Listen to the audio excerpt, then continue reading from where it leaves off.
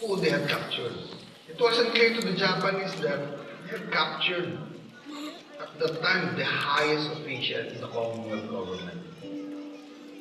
On April 12, we were transferred to the deserted Capitol building.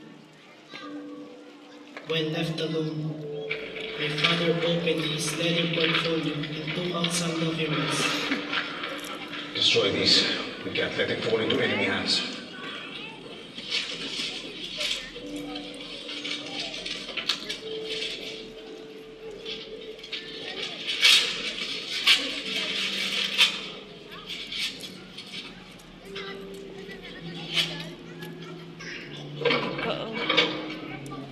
Colonel Valeriano and I did our best to hide and destroy the papers.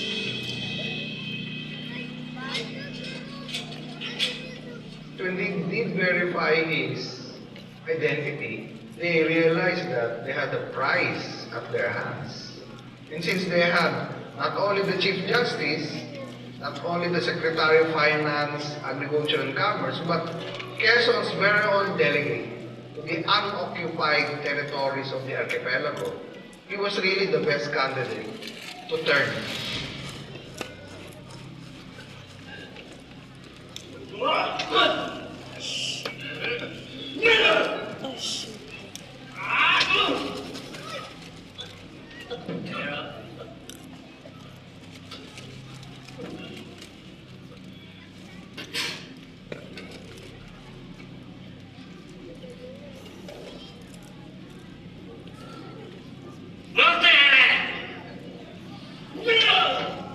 They were in no mood to humor anybody. They were under a tight deadline to convince their captives to go over their side. The Japanese unit that captured us was continuously on the move, but they always made time to interrogate my father. And although it happened almost daily, I overheard only one of these interrogations. General Rojas はどこにいるんだ? Where is General Rojas? I do not know, General. 知らない人です。あいつはこの前ここまでにミサイルにいたんだ。お前と一緒に行ったはずだ。嘘つくな。 Colonel thinks you are lying. He says you were with General a few days ago. Whether that is true or not, the fact of the matter is, I do not know where he is now. それでも知らないと。もう我慢できんようになったな。なんで私たちに協力できないのか。何が怖いのか。General wants you to cooperate. And he said, don't be afraid.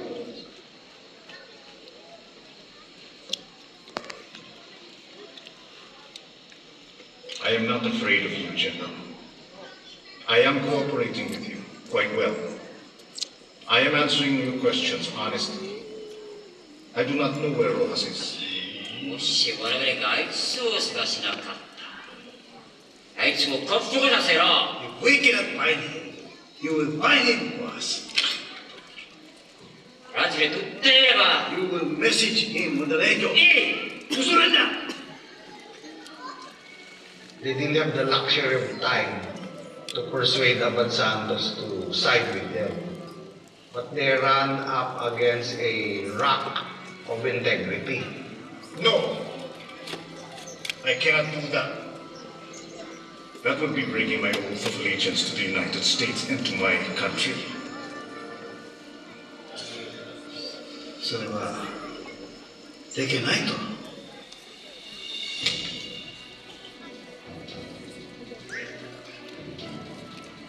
Abad Santos was a very strict type of person. He believed in ideals that he himself felt should not be broken. He belonged to that rather rare group of people that would say something and would not go back on that word. And so when the Japanese came in and said, you work with us, you collaborate with us, he could turn very quickly and say, you gave my word, I'm not turning back from my word.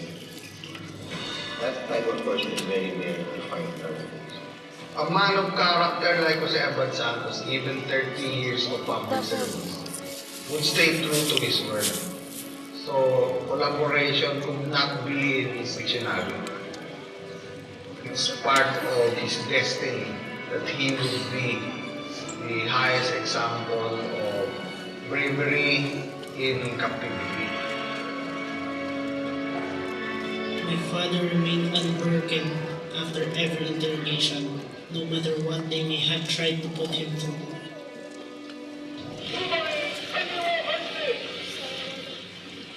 Not all of the Japanese we encountered were barbaric. There was one officer that befriended us a few days after our capture. He went by the name of Captain Watanabe.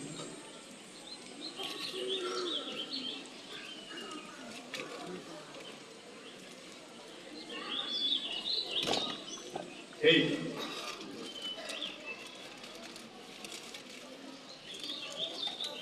Wait.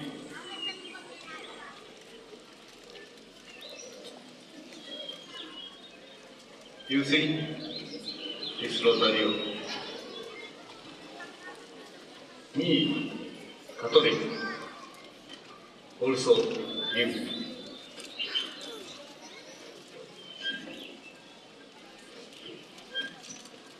君、向こうで僕たちの写真を撮ってくれないか Come, take a photograph.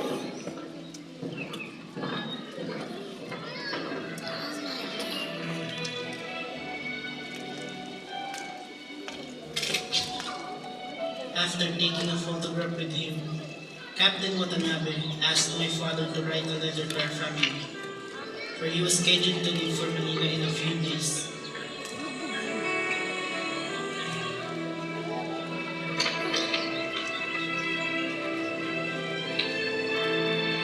Thank you.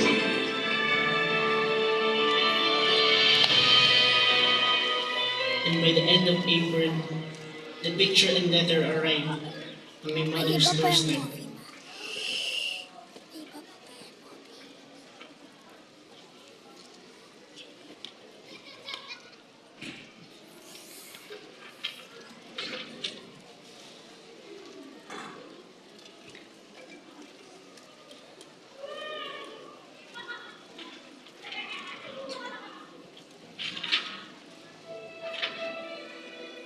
My dear Mandan, the bearer of this letter is Captain Watanabe, whom Pepito and I met here in Cebu.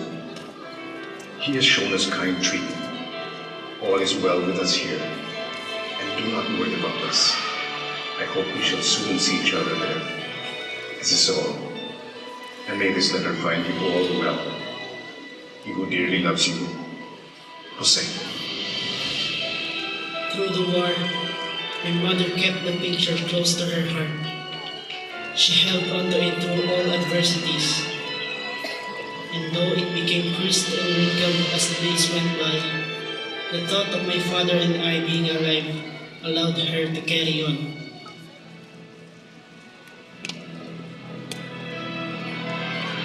Even as she had to flee from Baguio to La Union, the picture and my father's letter was always with her. And as my father and I continued to suffer under the confinement of the Japanese, the days passed slowly.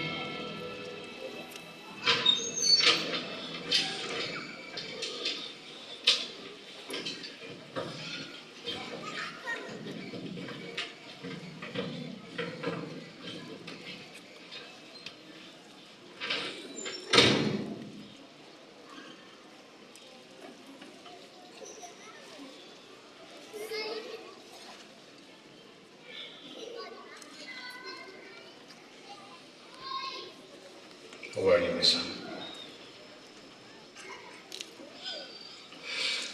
I'm okay, Tatang.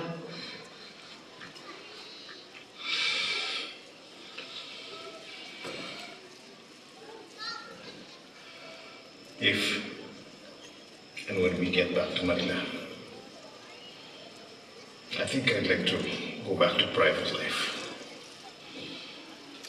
Maybe live on a farm. Oi! The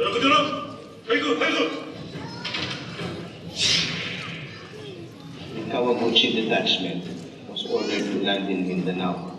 So they came in, and there they were fired upon by, ironically, Philippine army troops. So Abad Santos found himself in a very peculiar situation that he was on a Japanese landing craft and he was being shot at by Filipino troops who did not know that he was there. And he was standing up and the Japanese were crouching, so somebody had to push him down. You have to be protected.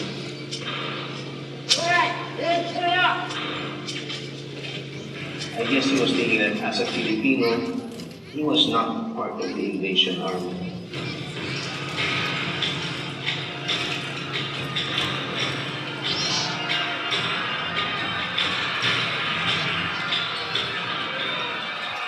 So they landed there in Mindanao, and from there they moved very quickly going upward. It's there that they gave orders, he has to be executed.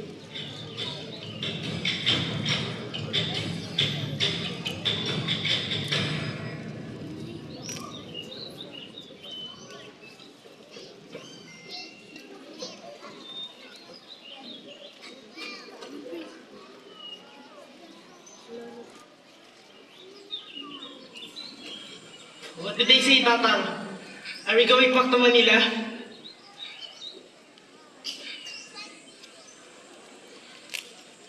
I'm to be executed, my son.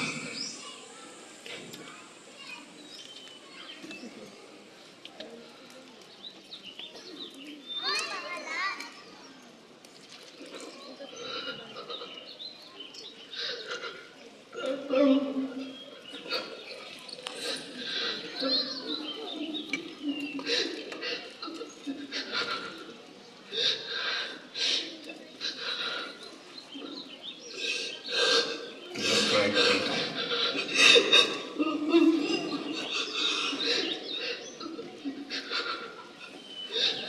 You must show these people that you are brave. It is a rare opportunity for me to die for our country.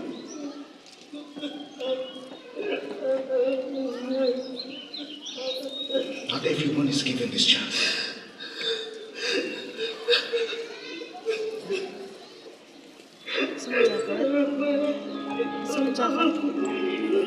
Jacket gusto mo? We were told by interpreter Fugui to use a nearby empty hut, where we spent my father's last minutes together.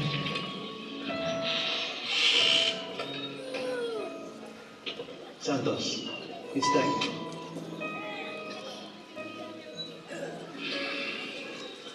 Take good care of your mother, your brother, and your sisters.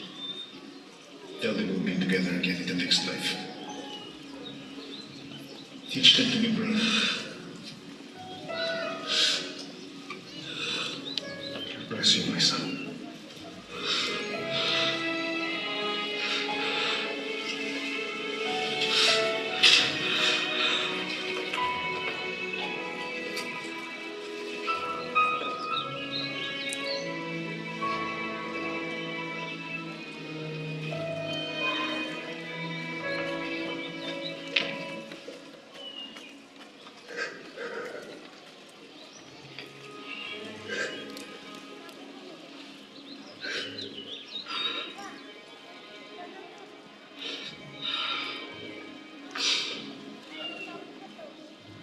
Stay here.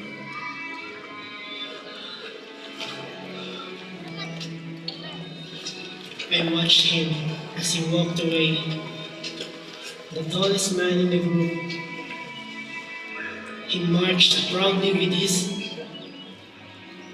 shirt flapping. And then after that I went up to the house and I took my prayer book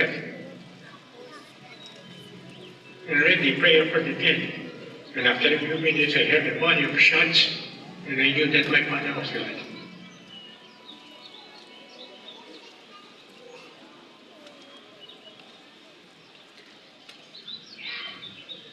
Do you wish to be bride ordered? Very well.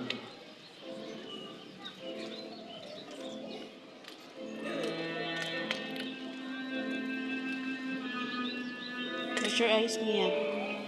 Okay. Close your eyes.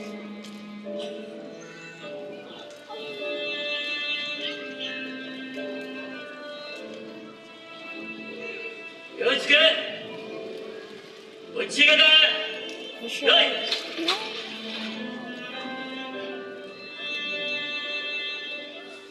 Ten!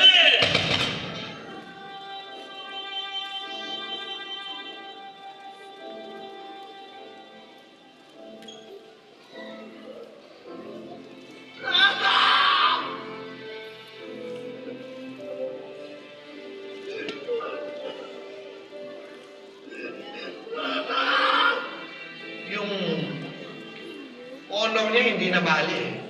Talagang marangal siyang namatay, umangap sa kamatayan.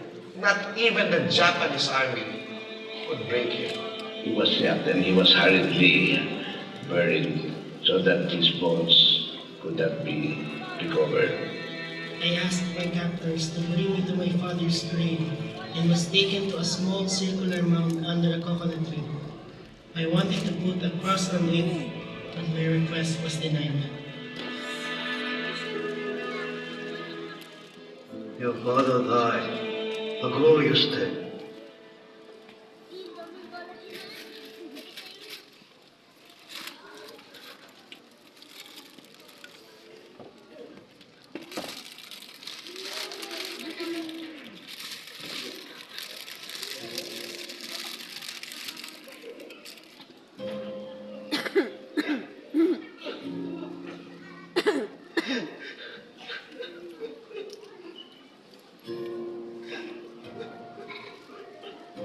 Nangingilag ka.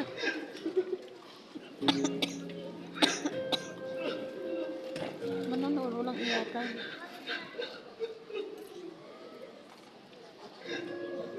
The impact on him was extremely hard because here you have your father so alive and then all of a sudden he's gone.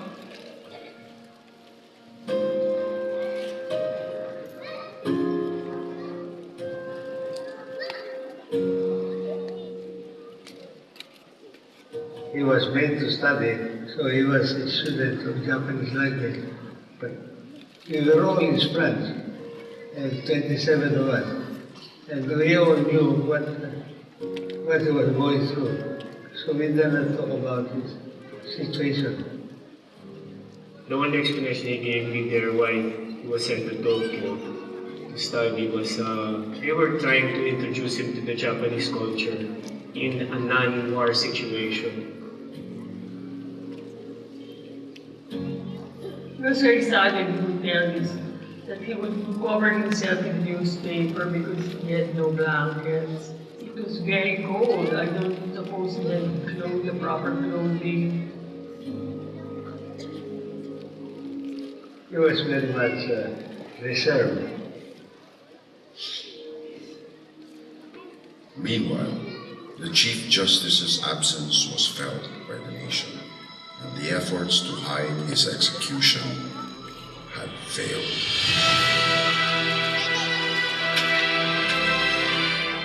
Eventually, the news filtered out that he was executed by the Japanese fascists for refusing to collaborate. He became the standard for the guerrillas and other freedom fighters for asking the rest of the officials at whatever level, why collaborate? So, if anybody at whatever level of government collaborates, they had to do so in the shadow of the martyrdom of Jose Abad Santos. Jose Abad Santos came a similar honor for the Filipinos who know his fate.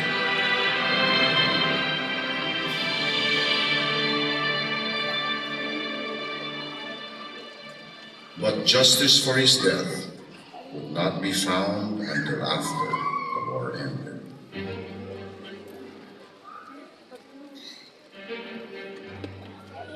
The trials began in August 1947 and continued until December 1949. For 2.5 years, the Philippine Military Commission tried 151 Japanese defendants.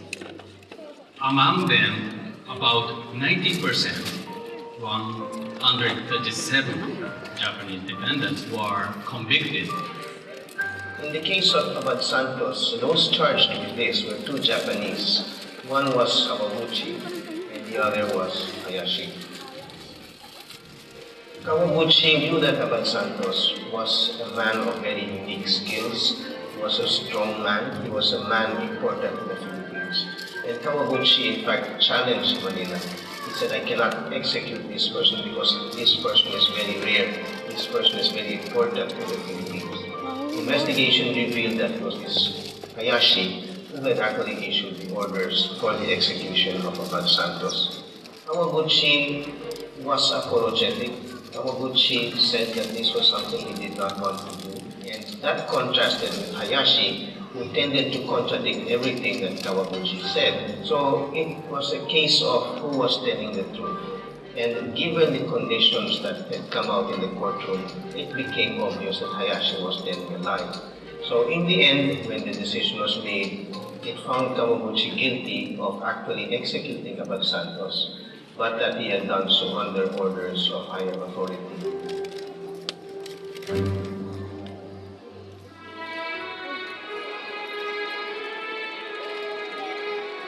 I'll never forget seeing Pepito.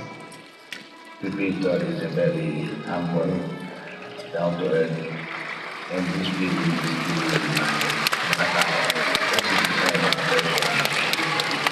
Thank you, Father. My father, Pepito, raised me very strict. He basically led by example. I would see that my dad was overwhelmed by what his dad did. So he would do his own way, small acts of heroism like following the law. As simple as just following the law, not littering, paying your taxes and all that stuff. You don't have to die for the country. You just have to love your country and follow all the laws that will make your country better. And that's what my dad told me.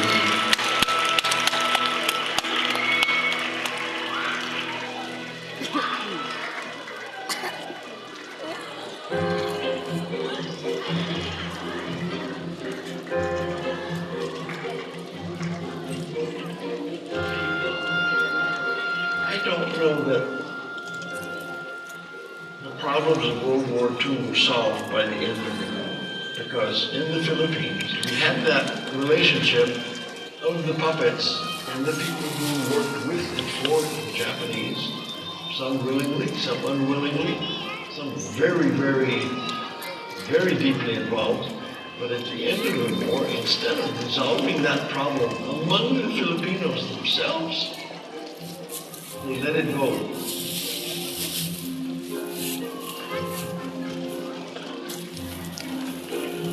Tomas confessor.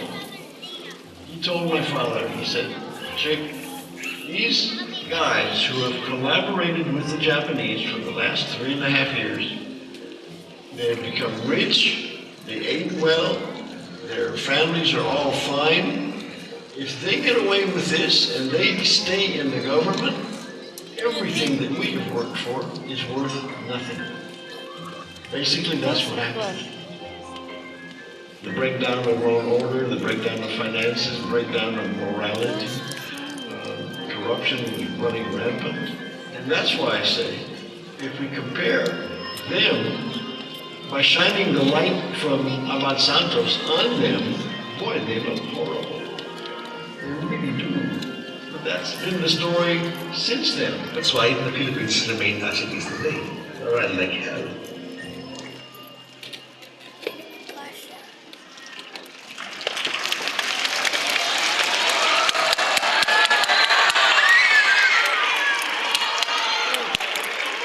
The example of Abad Santos is still as current today as it was in 1932. It is high time that Abad Santos' story be rediscovered by Generation Z.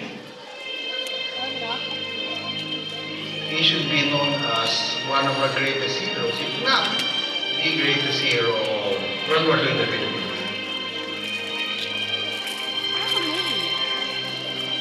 nakakatuwa rin na meron kaming example na pwedeng tularan katulad ni Jose Abad Santos. Hindi lang siya namatay para sa ating bayan. Naging simbolo din siya na hustisya sa bansa. At isa siya sa mga kapampangan na maipagmamalaki namin, hindi lang bilang kapampangan, kundi bilang isang Pilipinong bayani. What is worth emulating with Jose Abad Santos is not perhaps so much the fact that he died, or that one will literally die for one's convictions, but the position of not wavering and that standing your ground, maintaining your integrity, your sense of honor. That is one thing that should be taught, especially given our conditions today. There are very few people who can provide that kind of example to the youth. He had all the right and all the chance to escape the martyrdom. All he had to do was wear allegiance to the Japanese flag. He could have done that easily. Hindi niya ginawa. Yung paninindigan mo sa paniniwala mo na ipaglaban yung kalayaan ng Pilipinas. Ito yung magandang hangaan kay Jose Abad Santos.